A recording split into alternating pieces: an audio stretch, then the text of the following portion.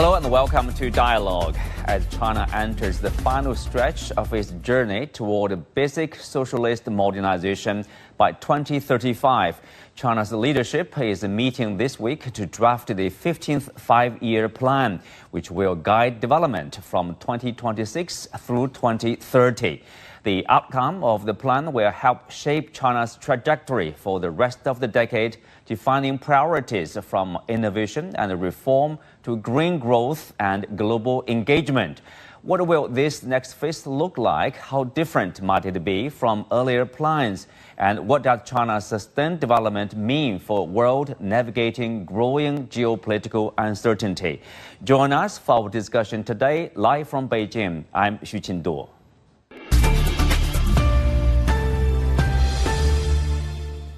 Well, joining me today are Hong Hao, Managing Partner and CEO of Lotus Asset Management, David Mahon, Executive Chairman of Mahon China Investment, and Professor Qian Jun, Executive Dean of International School of Finance, Fudan University.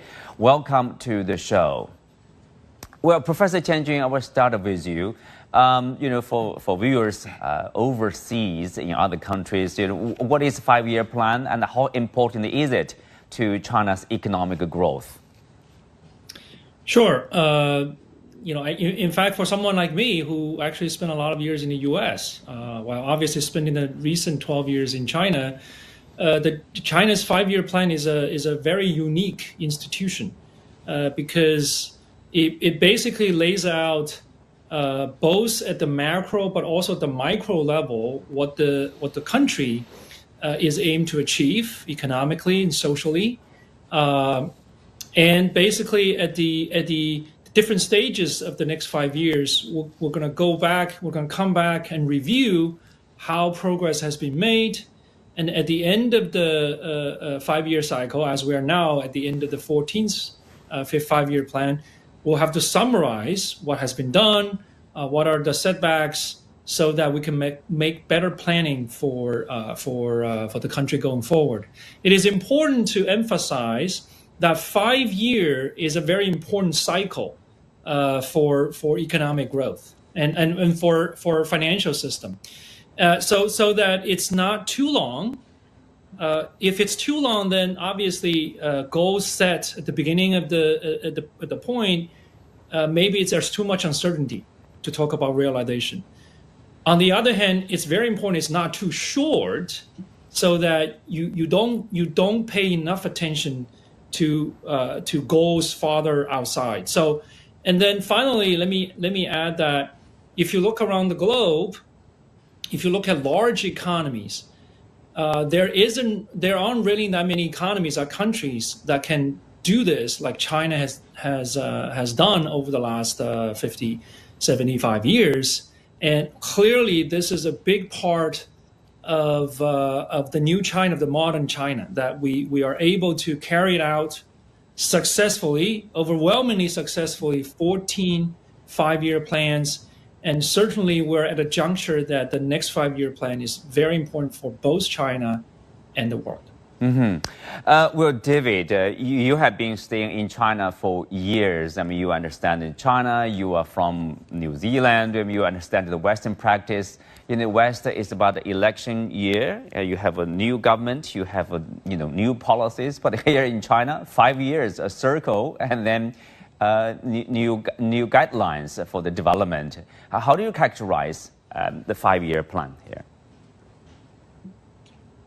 Probably 10 years ago, many foreigners and even some Chinese analysts looked at the five-year plan as being outdated, no longer fitting the market economy. And I think if we're honest and look back into the history of the five-year plans, some 5 years did not go well. But what's interesting in an age of considerable transition and tumult globally, looking at the manner in which the five-year plan functions, it is a stabilizing force in the Chinese economy. It's also a process of refining institutions. And one thing that is assumed about China is that its institutions are now all fully developed, when actually they're still in the process of evolution. So the five-year plan is important in reviewing where we've come from, but also making sure that policies refine them going forward, make them stronger and more relevant to the market. So they have become something almost, an old thing has become something new in a force in shaping the Chinese economy. Hong Hao, in terms of preparing the priorities for the next 5 years or the focus of the economic expansion, what is the backdrop for prioritizing the development for the next few years? Or, where are we as we look at the next 5 years? Yes, well, I think China is going through a period of transformation. I think the last couple of years, China has been reinvesting very heavily in high-tech manufacturing industries and many of the new tech industries, and also doing away from a property-led investment growth model. I think it has achieved a certain level of success. For example, the Chinese manufacturing sector is now close to 20% of the value added by the global manufacturing industry, and also China is leading in many of the new high-tech industry manufacturing as well. So I would say that there are already a certain level of achievement after a couple of years of restructuring. I think going forward, China is heading towards a consumption-driven, consumption-led growth. In a sense that investment growth will be a lesser engine for Chinese growth. And going forward, we're trying to have more economic growth coming from consumption. And in so doing, I think the volatility in the economy and also in the market could be lessened.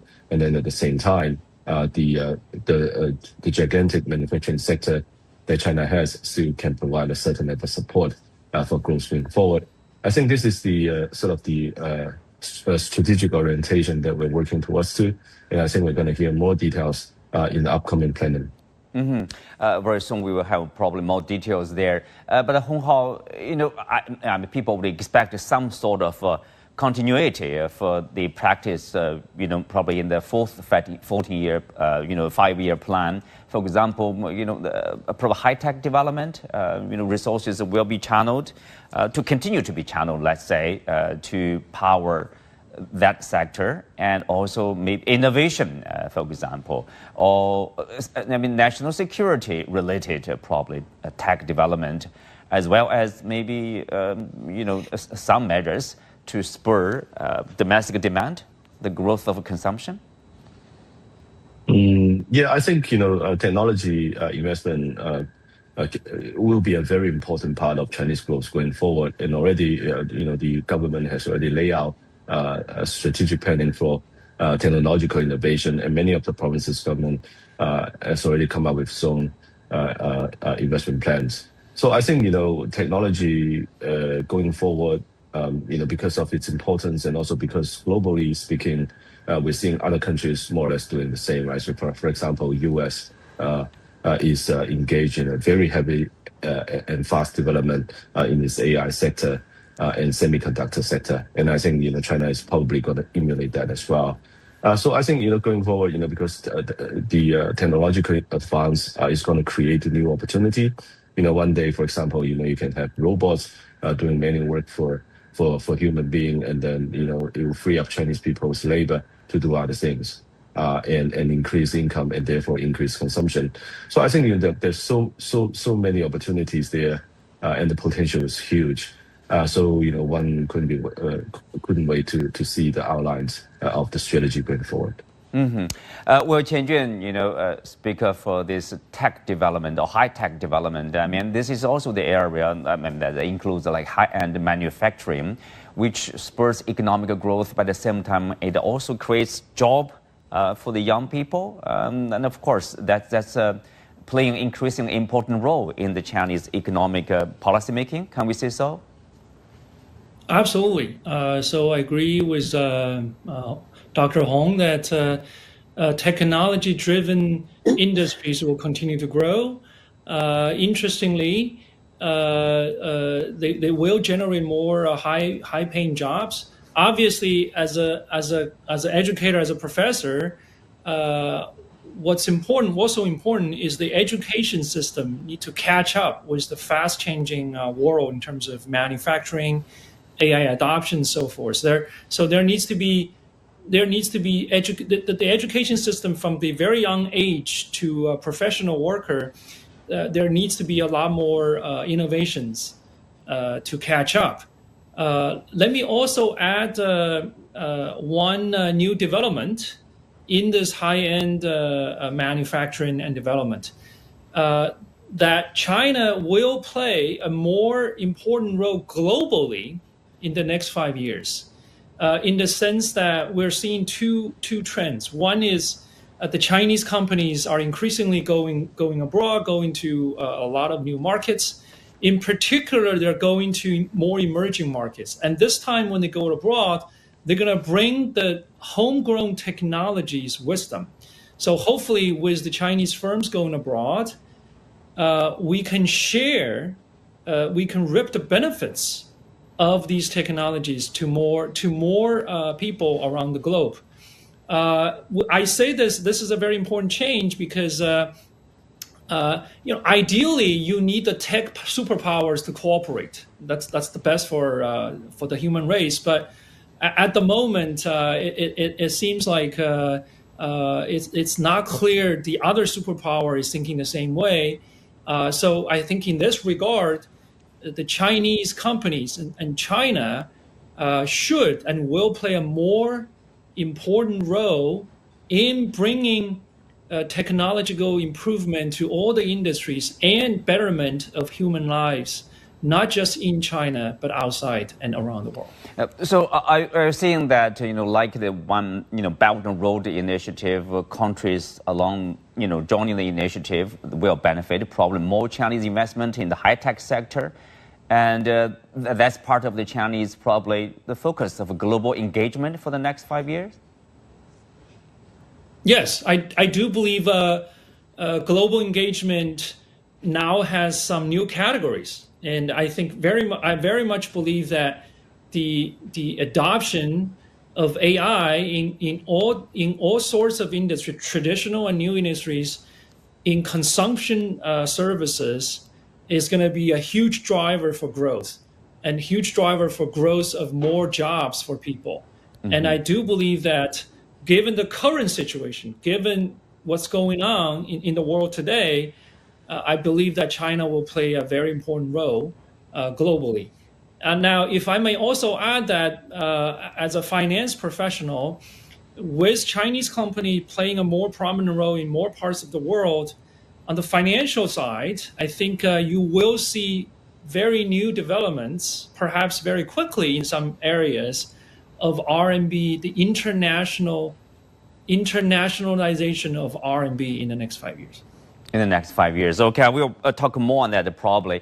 But anyway, I will have David. David here, I mean, domestically, but also, let's say, externally. Of course, we know the U.S. is imposing tariffs on the Chinese exports and also restricts the Chinese companies' access to advanced chips, for example, of course, containment, of technology or high-tech development there. So that probably also is a factor for China to rely on itself, to be more innovative, to develop a high-tech sector. That's very true. It's interesting that since the first Trump term, the pace of this aim for independence to be applied has really picked up, and under Biden it accelerated. There was criticism of China becoming a closed economy, and terms like dual circulation were being basically ridiculed by many Western observers. None of them were looking at the fact that China was under severe containment. And when we all know the physical and potential latent military containment in the South China Sea and the Western Pacific. But that's really not important, ultimately. What has mattered is that there has been an attempt to contain China technologically.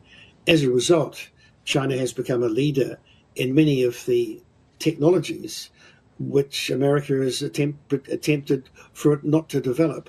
So it's a very interesting dynamic. The positive thing is that in China's development of the last particularly 12 months, it is sharing these technologies. DeepSeek is a good example of this. So rather than being a closed market for its own sustenance. It's developing things in the face of being prevented from participating in the globalized process of developing them together, but it's sharing them. So this is a very interesting transition for the global economy. Well, David, the 2025 Global Innovation Index ranks China for the first time among the top 10 countries in the world. So that let's give us some confidence. Let's say the Chinese are also, capable of innovation. And what we have seen in robot, as you mentioned, or DeepSeek, and other sector, EV sector, for example, renewable energy sector, that are the examples probably that can boost confidence. Yet we can do that. That's very true. I think one of the things which is interesting is that there was a view that unless you had a totally open system, you would not get innovation, and that Chinese education system, Chinese political and social structure precluded it from becoming competitive in innovation as America, which has been for the last 150 years an extraordinary source of innovation. However, people don't understand China is not a closed place with a few institutions. It's an immensely fluid and flexible system, both politically and economically. So within the system, people of merit rise. There's a huge number of people competing for key jobs. There's constant change of ideas of individuals. And so China also is an immensely decentralized economy, while being a very centralized political and social system. That decentralized economy has produced tremendous competitive and innovative dynamics. So to be seeing this within China, it's moving at a staggering rate of change. Little else can compare with it. I've just come back from a month being away out of China, and Western economies are developing. There is no dynamic as you would see today in China. So it's very exciting. Well, Hong Hao, Qian Jun earlier mentioned about financial services. Probably we're growing along more investment, more trade, and also more tech investment in particular along Belt and Road Initiative countries there. Do you also agree? There will be more use of RMB, let's say, if not entirely internationalization of RMB. Yeah, well, I think in cross-border trade settlement, the RMB is taking about almost 50%, or sometimes even more than 50% in cross-border trade settlement. So it was a giant leap forward, from a couple of years, from 10 years ago, when we have the last currency reform. So I wouldn't be surprised to see, the Chinese yuan is going to be increasingly in its importance in cross-border trade. For example, the trade with Russia and also, with many of the Asian countries, many of them are willing to accept Chinese yuan as a settlement currency. And recently, I think the Soybean Association of the US saying that, it's willing to take the RMB for its soybean purchase as well. So I think, it's making giant leap forward. I think in the next phase, because of the capital account is probably, one of the last few accounts that remain to be closed for the Chinese market and for the Chinese economy. And once we have RMB internationalization, one can imagine that, concurrently, we will reform the capital account, how we manage our capital, how we manage our forex reserve as well. And in so doing, the Chinese yuan's currency rate will be increasingly determined by market forces. And in so doing, we gradually open our capital account and make the Chinese market and the Chinese economy become a truly globalized economy.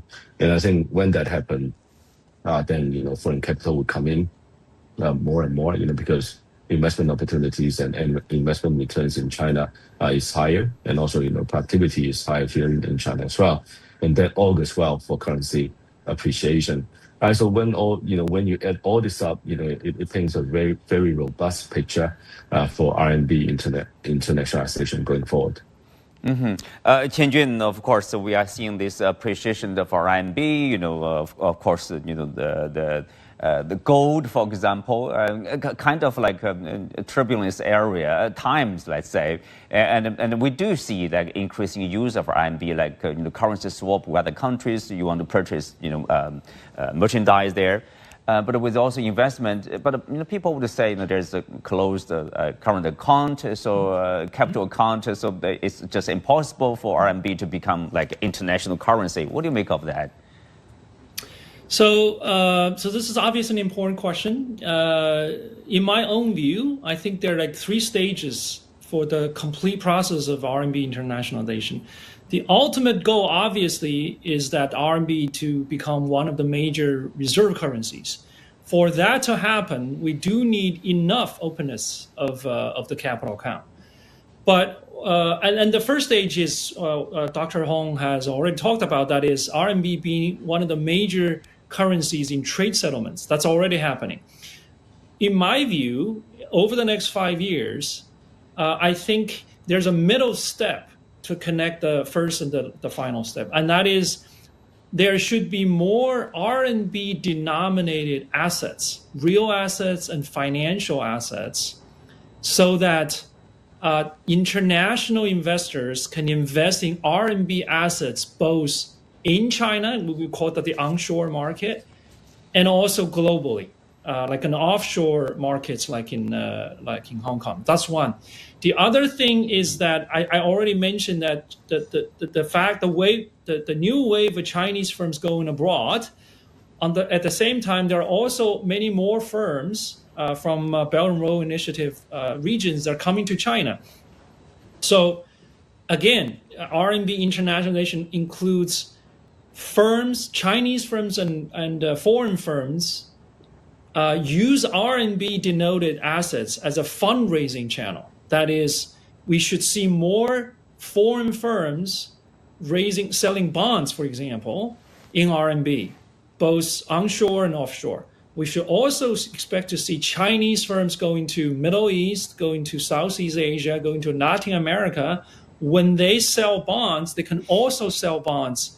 In addition to the local currency and dollar, they can also sell bonds in RMB. So I think that second part, that second function, is going to be the new push, the new frontier for more use by global investors and also global companies and Chinese companies. And if that were to happen, basically there's more reason and more scenarios, I would say, that for everyone around the world to use and to hold on and to use RMB to invest. So I coined the second stage as RMB should become and will become a major investment currency.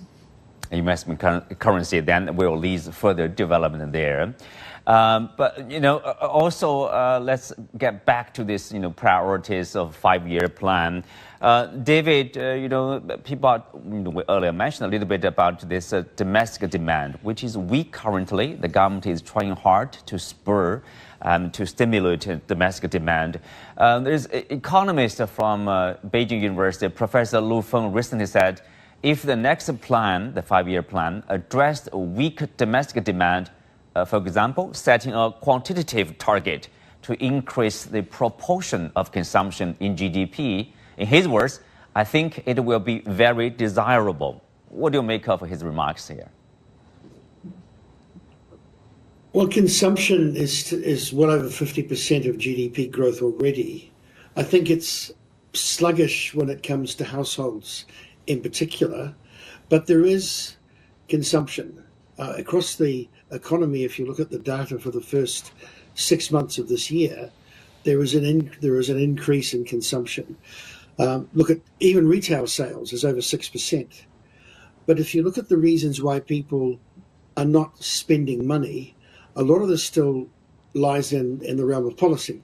That's why this particular 5-year plan is so interesting, because we're waiting to see what will be done around the concept of welfare for households to feel more secure, so they save less and spend more.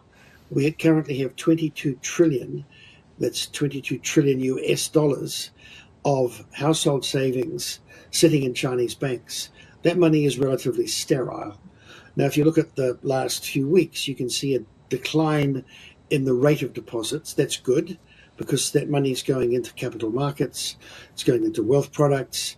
So there is some change afoot, but there is an underlying lack of confidence, which is not so much in government or in the society itself. It's around these key issues for householders. So that's the big step that the Chinese government, I think, wants to make. But in making it, it's going to deal with localities that will have varied interpretations as how far they should go. But that's the thing that would really make a big difference. We do expect policy announcements to come in the next few days around that issue, and that'll be a major driver of consumption. Well, Hong Hao, people would expect a focus or continuous focus on high-tech development, and at the same time, innovation, more investment in that respect. But can we also, prioritize at the same time, efforts to be made to make sure domestic consumption will grow in a solid way? Yeah, I think the consumption is a function of income, right? So I think right now, because the Chinese consumer confidence is still at all-time low, right? So it hasn't improved since 3 years ago.